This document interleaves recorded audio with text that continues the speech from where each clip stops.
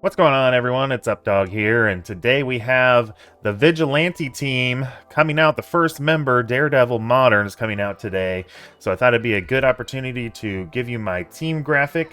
Now, I did add a few new things to this. This team has a lot of different mechanics that aren't easily able to be depicted with just like some of these debuff symbols or whatever. So we'll break all that down, but I did want to point out that I did add the speed values for every character now, so I thought that'd be good to go back and reference in case you want to use them in a plug and play setting, something like that. So thought that was good, useful information. There's a lot of stuff in here packed in one graphic, so let's break it down for you.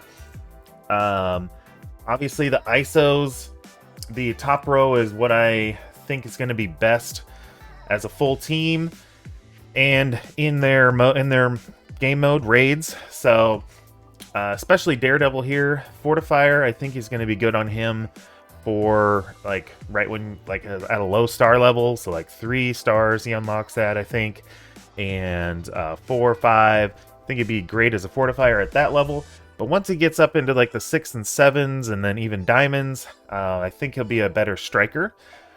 This team puts out a lot of vulnerables, so they don't really care to have too many like skirmishers or raiders to put vulnerables out there. So you could get away with, as I have here, so like let's say you do striker on Daredevil, striker on Punisher, striker on Hitmonkey. You could get away with that many strikers because this team does put out that many vulnerables. So that's the story with Daredevil. Now, his passive, I was having a hard time trying to figure out how to represent the one part of his passive. A lot of his passive is buffing himself or buffing the team, but there's one part of his passive that does negate the enemy's damage. It reduces the damage by 30% if that enemy has a vulnerable. So I was having a little trouble trying to figure out how to represent that on the graphic, but I thought I would throw that out there that is what he does as part of his passive. Now, of course, all of these debuffs and everything, these key effects that I like to call them, those are all being put onto the enemy side. I don't have what each character does for the team, because that's just going to be way too much information. But I always find it helpful to know what the characters are going to do on the enemy side to the enemies. So that's what we have there. So as far as the key effects for Daredevil, he doesn't have a lot. His ISO attack is decent if you T4 it, of course. It'll flip 3 negative effects on self and all Vigilante allies. So that's why I think he's going to be a good striker if he's big.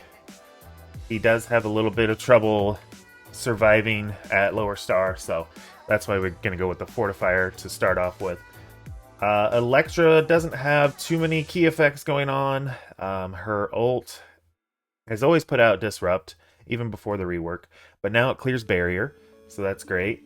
The special is going to apply Vulnerable and extend debuffs, so extend the debuffs that are on the enemy that she attacks.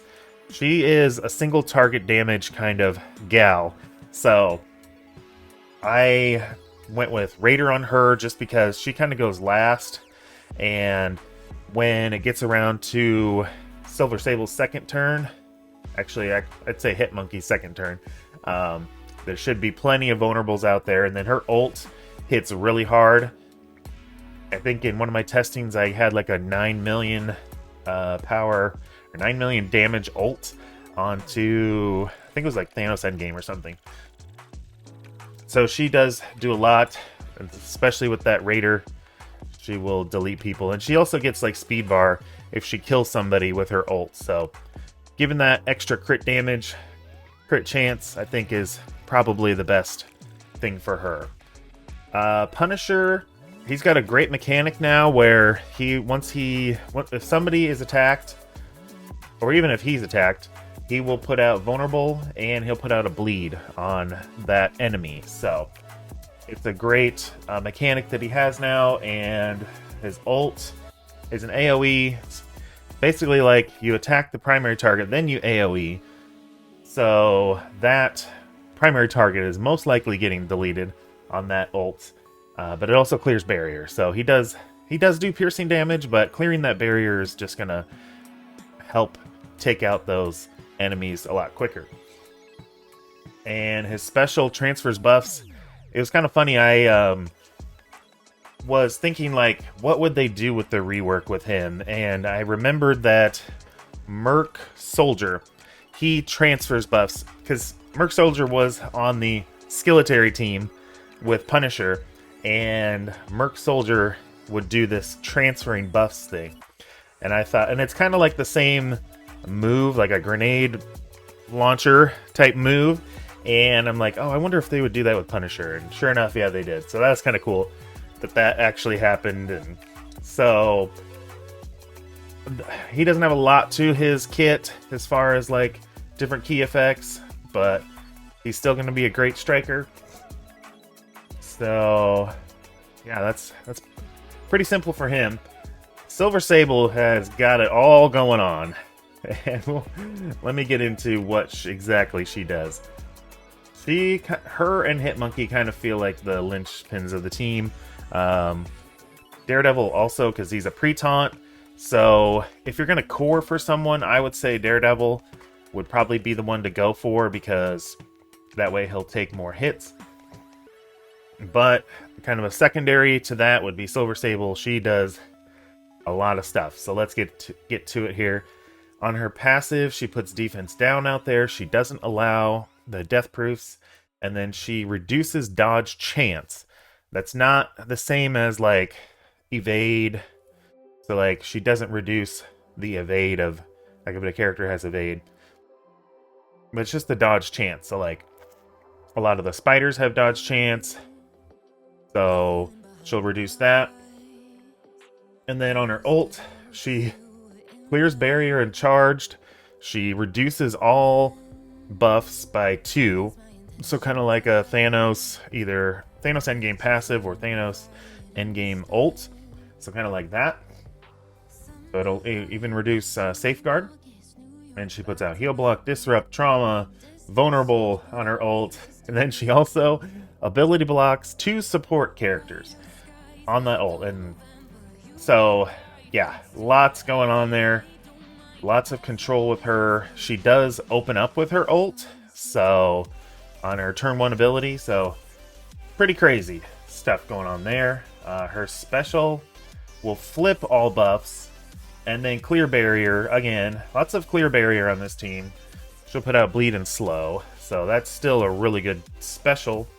And then even her basic will flip 3 buffs, so she does have that's part of her ISO attack as well down here. But I think because she goes first, putting up those vulnerables is probably a little bit more important, especially because then Hitmonkey goes and he could attack into one of those vulnerables. Plus she gets a guaranteed vulnerable on her ult anyway, so I think it's just better to follow up with the second character being a striker, second character to go, which is Hitmonkey.